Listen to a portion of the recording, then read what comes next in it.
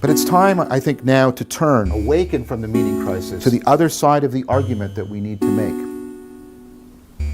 We need to turn now to not a historical analysis of the genealogy of the meaning crisis, but a cognitive scientific analysis of the machinery, the cognitive machinery of meaning making itself. Jesus starts to emphasize a new kind of love, agape. And this is not the love of consumption or cooperation, this is the love of creation. It's the love that God is demonstrating towards humanity in the way God is an ongoing creation. See, agape is the kind of love that creates persons, the way a parent loves a child. By loving that non-person, you turn it into a person. It's a godlike ability that we have. A person that could enter into a community of persons and find meaning, fellowship, belonging.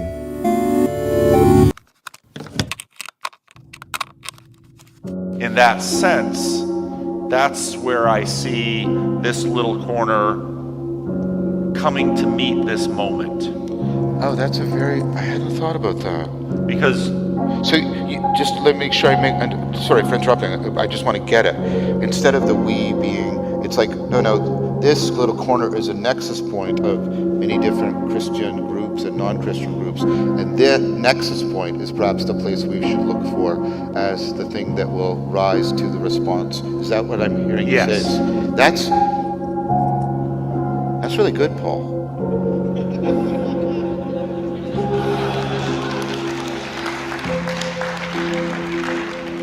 And that's what I hear when you say, this is how this little corner should steal the culture.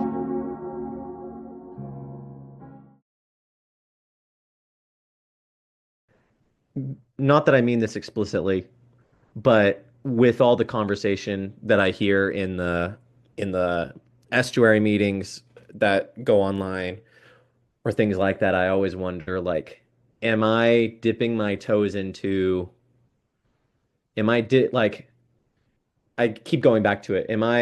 Is there genuine separation here between megachurch land, like my megachurch? Again, I do find that we are probably more like how things normally are in megachurches than sort of the internet makes it seem, what megachurches are like. But what is the genuine difference and what is the connection? And there's so much conversation around the Orthodox and Catholic and tradition and things like that within the TLC, and I'm always listening to it. And it's like, am I just sort of like looking at that group and what they're doing, or am I participating in it in any way? And what would that look like for me to participate? How do I connect? How do I draw that connection? And this is also connected to something else that I wanted to ask you is what is the place, so we can go any which way, but what is the place, or does Estuary have a place, and what would it look like for Estuary to be at a megachurch? I think, well, John Vendonk's church is a mega church. Well, they're a little small now. They're not. They were up over 1,000 for a while. I think they're more 600-700, but they're functionally like a mega church. And so it doesn't surprise me that Estuary was in many ways birthed out of a mega church, because it really is sort of a seeker. That's what I It's thought. really a seeker small group movement in a lot of ways. I pitched it to my dad, and he was like, "This sounds exactly like what we're about," you know. So I was it is. And even though it's sometimes a little hard to talk some pastors into it, because what it doesn't have is what a lot of evangelicals want it to have, which is a clear presentation of the gospel. And it doesn't have that, and it doesn't have that by design. And you might go, that's a terrible thing that a pastor would engineer this and it not have that. It's like, well, I have my reasons. And part of what I see this little corner as is, I've always known that people have been able to have conversations like this behind closed doors. Yes. And part of what we're doing, despite obviously different identities, in some cases, history of warfare and animosity between us, which is, I think it's why important. I thought I saw Paul walk back in the room. Where's Paul? Who came up and asked about maybe he walked out again. Well, hello there. Hi, Paul. Hey, Paul. Okay, so I've been thinking, well, for those who haven't had to put up with me yet, I'm Orthodox. Surprise. And I hope I don't screw any of this up in case my godfather sees it. He's a priest. But I think a lot about hierarchy and authority. And if I get the details wrong here, someone please correct me, but we Orthodox believe that Abraham to Isaac to Jacob to Moses to the tabernacle to Solomon's temple to the meeting room in Pentecost to the apostles making bishops and priests and an unbroken line of bishops passing that down over the ages, that God handed down authority and tradition, and we continue to pass it down through this unbroken line. And one of the things I struggle with when thinking about Protestantism is it's like the Enlightenment, it's built on the pattern of rebellion. So where does authority come from in Protestantism if its pattern is rebellion? And how can you conceptualize a relationship to God without proper pedigree and authority? Where did Elijah get his authority?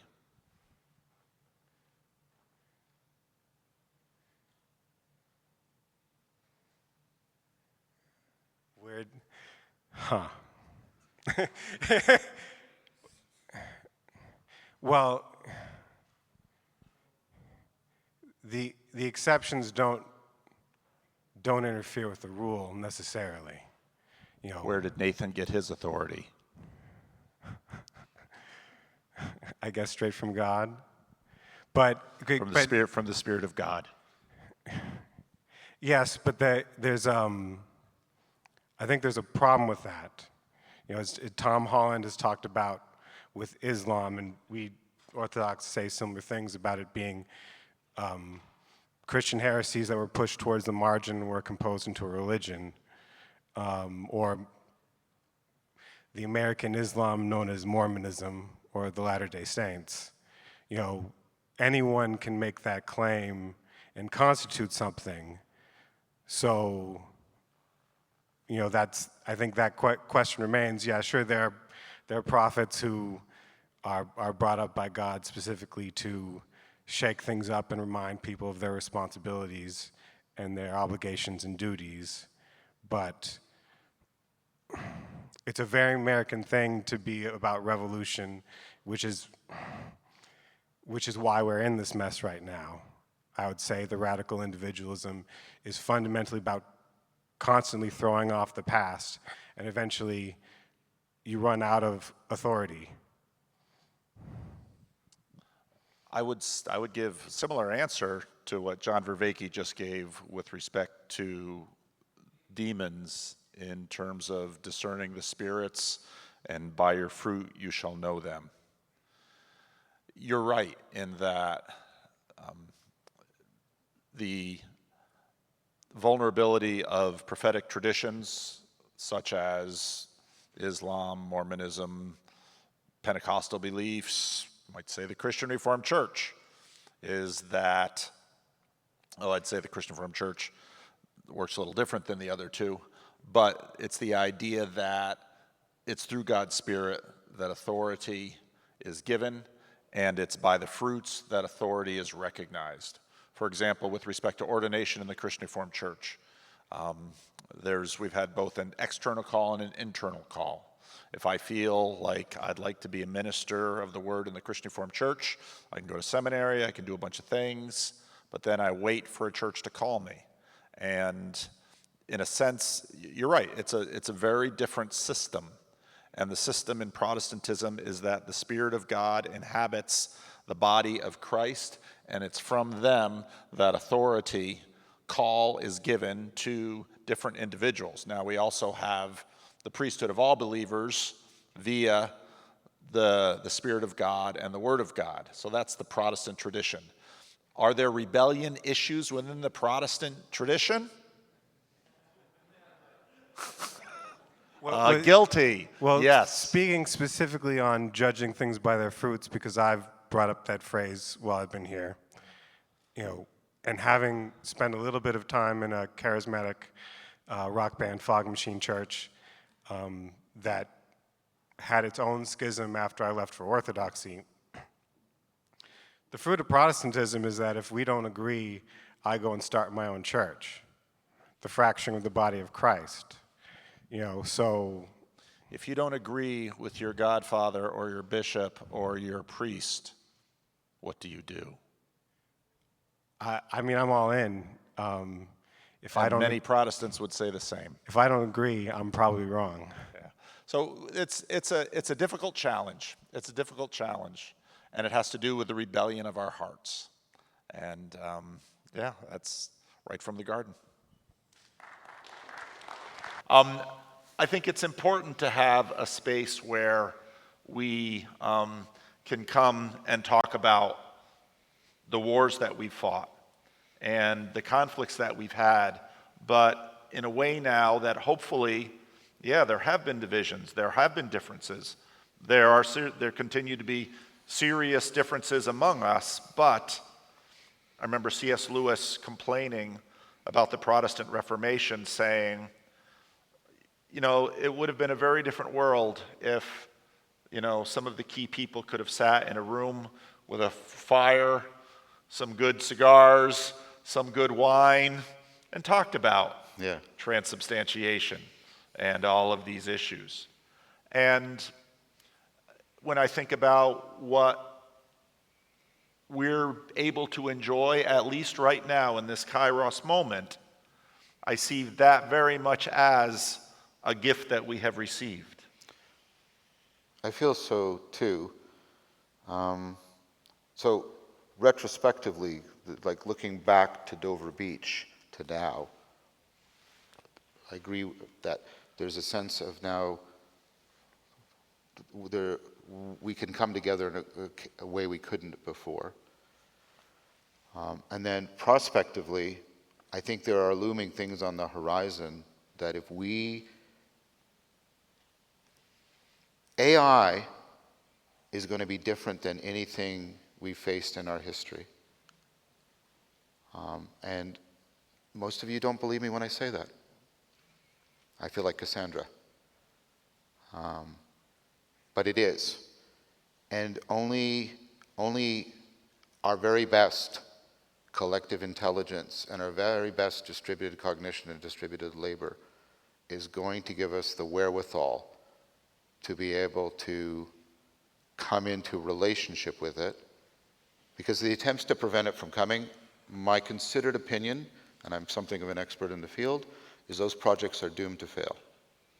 We'll make rules to make it so that it never occurs. Good luck with that. Yeah. I think that's a failed project. This is part of the thinking that got us into the place we're at. We'll replace wisdom with rules, and then we'll replace rules with laws. Well, we'll just make laws, and then it'll be fine.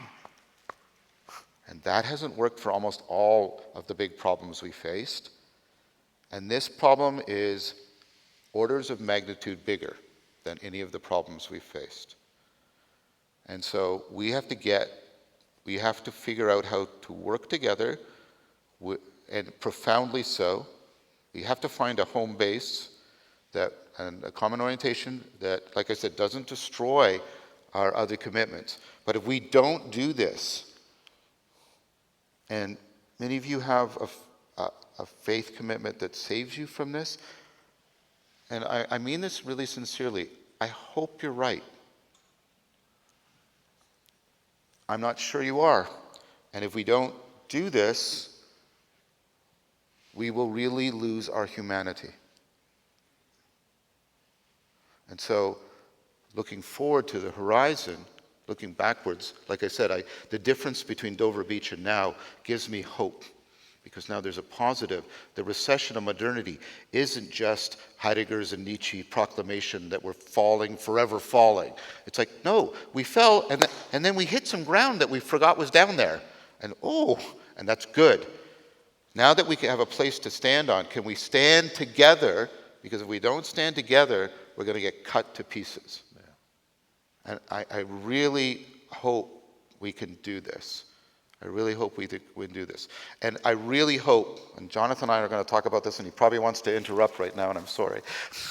But I really hope we can do this, like I said, in a way in which we're not requiring people to give up their spiritual homes, but instead finding a way, like the Silk Road, of knitting them together so that we can be what we need to be.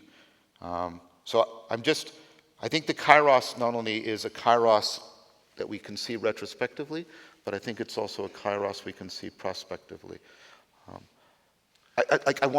You're right, I really do love and want to save, without that being sacrilegious, lost people and lost ways. But I know you might not completely agree with me, and you're asking me what I'm thinking. Mm-hmm. We're facing the greatest possible loss we've ever faced. This will make the Bronze Age collapse look like a day in the park. But we don't have to get scared. Like the fearmongers who just say we're doomed. I'm not saying that either. I'm not doing that. I'm saying we can, I believe, rise to this challenge, but we have to do it in a profoundly organized way. Individual effort is going to be massively insufficient. Yeah. Sorry. No, that's fine. And I think, as a pastor, I deal with a lot of people's anxieties. Most of them are local for them, even within their home. And when you note the way that I hear sometimes Christians talk about various threats and anxieties, global ones, I don't want to name any because then suddenly the room goes in different ways. Well, God won't let that happen. And I always think, well, the Second World War happened. The 20th century happened. The killing fields happened. Yes. And anyone that just basically says, God won't let bad things happen to me, and then I also think, well, yes and no. And I thought Jonathan addressed that well. One of the things that really came to light for me in this conference was a lot of I think a better conversation about eschatology and origins. I thought that was brilliant. I mean, sorry, that sounds a little bit self-congratulatory because I was talking with him. But I don't mean it that way. I thought what he was doing there, and I hope I helped him clarify it. That's what I hope I did. I think that is tremendously helpful and brilliant. And I think there's a way, and I hope Jonathan and I we're going to talk about, I think there's a way of bringing that into the point I just made. Yeah. I don't think I can do it by myself, but I think I will need to do it with him. But I think that's very powerful. And the video I did with Ryan, Christianity has a response to the problem, right? I'm not. First of all, like I say, well, I hope for some people, it'll be okay. I hope you're right. I don't think you are. But I'm calling on Christianity, but I'm also calling on all the other legacy religions to turn to this problem. Please turn to this problem. You do have the resources to significantly help frame, formulate, and respond to this problem. And if you don't, I'm sorry, I think we're doomed if you don't. When I hear that, part of me thinks you're looking, because Christians are so unified and organized that we can somehow, and I think that's. I'm sorry, that's a presupposition on my part. Yeah, I get that. But part of me looks at that and says, no, we can't even, again, the anonymous person who said to me on the bus, wouldn't it be great if we're all in the same church? And it was like, yes, but Christians hid the Jews yes, during the Holocaust. Yes. So, and when I say, we can't even agree on how to do communion together, which has ironies that go very deep. But, and this is where I don't want Christian hope to be misunderstood as, let's say, certain others imagine it to be, but rather, and I'm not speaking about other traditions or religions, that's certainly not my place, but what I see in the story of Christianity again and again, and this is where I very much agree with John, and I agree with Chesterton, and I agree with others, that Christianity itself keeps dying, and Christianity also continues to somehow be with the world as it crucifies its best, and it rises again. And so I think we need to very much pay attention, but I think we also need to, I think in our frame when we hear, here's a threat, we have to counter it. Sometimes that counter is along the lines of, let's say, handling the ozone problem, if we remember that from a number of years ago. Yeah. And we're going to get these problematic refrigerants out, and that the ozone thing isn't what it was, so on and so forth. When I look at something like AI, I think, number one, I certainly don't know really what we're facing. I think probably only a handful of people do, and many of them disagree. And this is where I sort of pull back to the larger frame and say, we can have hope. And as Christians, I believe that's where we do have a lot of resources. Because to not be Pollyannish and say, well, God won't let bad things happen. And again, well, you mean like the 20th century? Like for the Orthodox Church, the rise of Islam, you know what that did to the church in the East. Like the Soviet Union did the church in the, Christianity has suffered enormous catastrophes, and Christianity is almost at its worst when it seems to have the preeminent place of power in the world. Yeah, I agree with that. So I believe, though, that you're right in that we have enormous resources. They just don't tend to be the kinds of things that we tend to look at as our strengths. Well, I think you're right. I think there's a lot of hyperbole that is masking ignorance around the AI issue.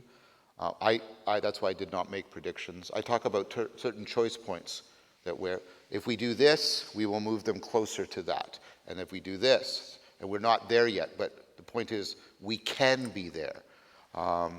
And we'll have choice points.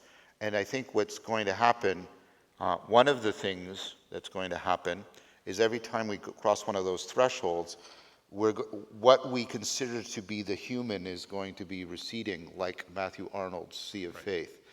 And that I think the spiritual somatic dimension of us, right, the way, the ineffable way in which we're embodied, and then the ineffable way in which we transcend, that is going to become more and more what human beings are going to turn to in order to get a sense of where their humanity is still being homed. And I think that is going to be,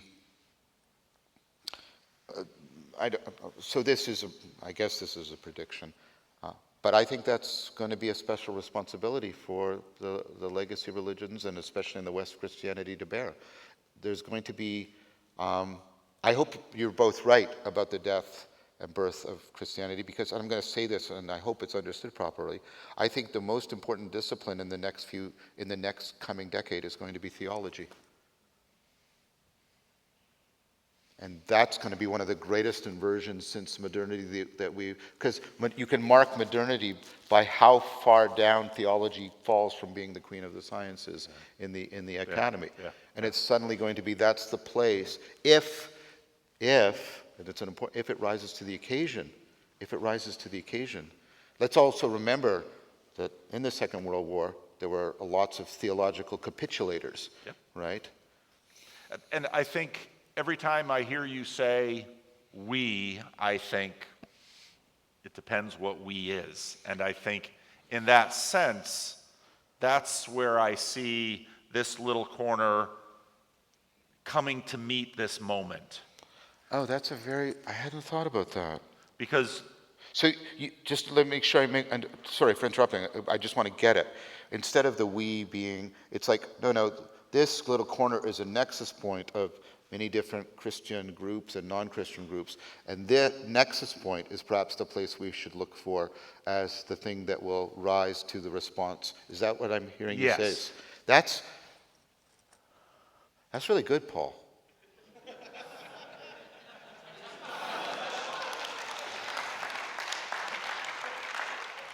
And that's what I hear when you say, this is how this little corner should steal the culture, because it is good. The we-ness of even these Christians that can't figure out communion together, that have figured out a way to at least have a conversation across things that people have shed blood over in years past. No, sorry, I'm not saying no. Sorry, I mean this as a compliment. I should have thought of that. Like, that's really good. Like, and that project and the stealing the culture, this little corner is a better place to look for the kind of spirit and the kind of theology, as I'm talking about it, that we're going to need to address this. And that is commensurate with the stealing the culture, which helps to address the Moloch part of the AI. That's brilliant. Like, I'm sorry, it's not flattery. I'm just being seized by it. That's really good. Taylor, we should note this. This is really good. No, but it's like you can tell when it's a really good thing when you go, of course, afterwards, right? And it's like, that's what I meant with, why didn't I think of it? That's a really good answer. I'm sort of in aporia right now. You said lots of good things, and I mean this as a compliment. That's one of the best things I've ever heard you say. I really appreciate that. I think that's a great, that's a gem. I'm thinking, thank you. Are we out of time? So I think it goes very well in a mega church, and I think it would frankly do very well. I think in terms of the TLC is a young thing. Now, just saying that sort of puts me on record as saying it's lived for, when did the TLC start? With my first Randos conversations, maybe. So it's maybe 6 or 7 years old. So it's gotten out of toddlerhood. Now it's sort of like a first grader. But one of the things that has been good about this is that it grows when someone decides to sort of step up and add a ship to the flotilla. And we've had, I was really glad so Mark Parker, the guy with the mustache. Yeah. Mark Parker he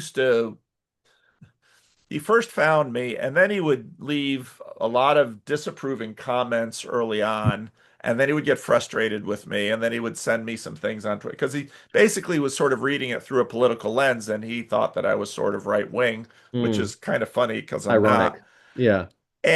But then he got it, and then he's like, oh, well, this isn't about politics, and this isn't the Alpha Course. This isn't any of that. This is a space where a really diverse group of people can come together and it's hospitable to sometimes some pretty wild conversation. And so Right. what Mark did was basically launched a ship in the flotilla, which Mm, is his channel. And then the House of Woo, became a fixture and an mm, installation. And now every Tuesday he has the House of Woo and he has, 20 to 30 people at a given time watching it.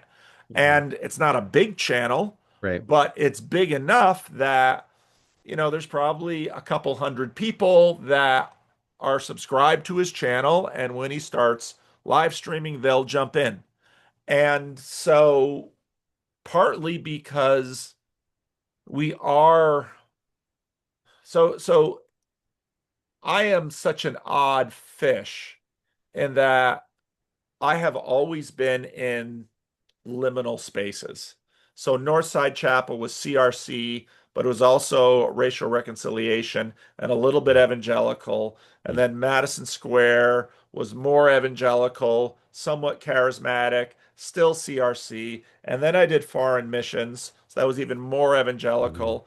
And then I get back and I sort of learn all this seeker methodology. And so then I learn the seeker stuff. But part of the racial reconciliation stuff that I had grown up with sort of leaned me towards the emerging group people. And then I had some interaction with Rachel Held Evans and some of those early emerging people.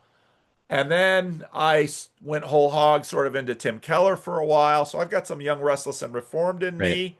And now I've got this. And so I've sort of been Forrest Gumping my way through a Yeah. CRC version of evangelicalism for the last 30 years. Right.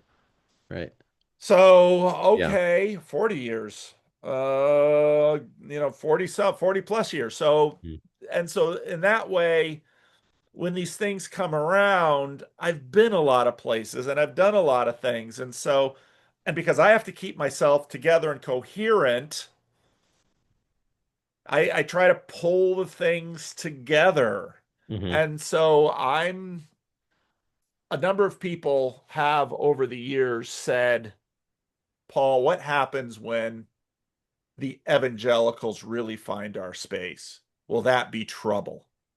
And it's Yeah. like, I don't know, but I'm glad that at least we've got enough body size. I think the TLC has enough body size now that we can actually bring in more different people Yeah. to sort of become part of this flotilla.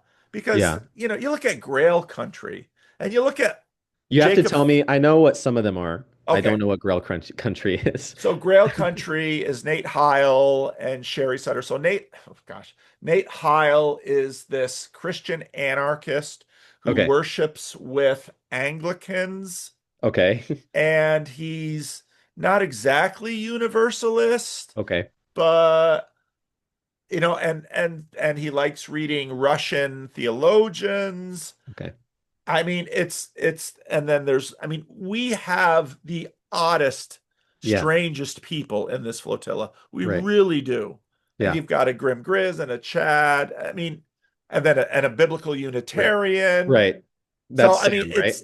and so Yeah. I'm really glad that we weren't sort of discovered and there wasn't sort of a proportional big influx of really strong evangelical It's seeker been types organic. Yeah. because there's a lot of them out there.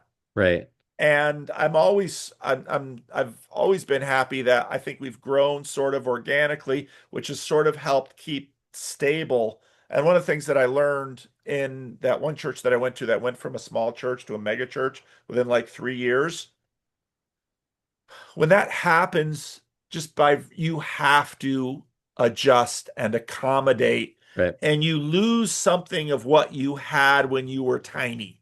Yeah. Yeah. So Yeah. What would I it look wouldn't like for the evangelicals to find the TLC? Like what does that mean?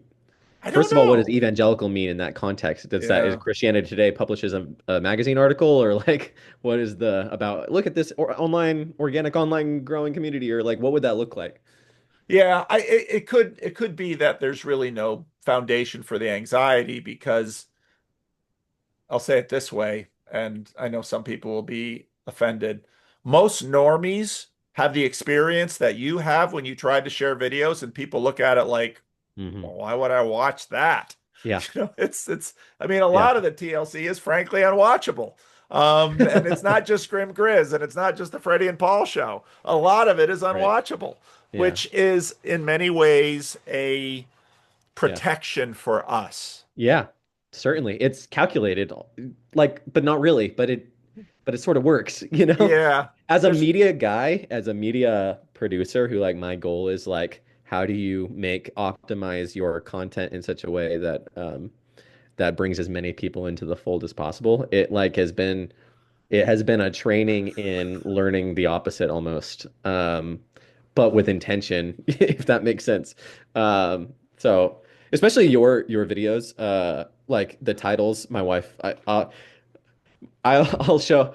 This is just weird. I'm listening to my daily Paul Vanderklay. I'll tell my wife, and then I'll show her the video title, and she'll just be like, "What is that?" You know, like what's going on here?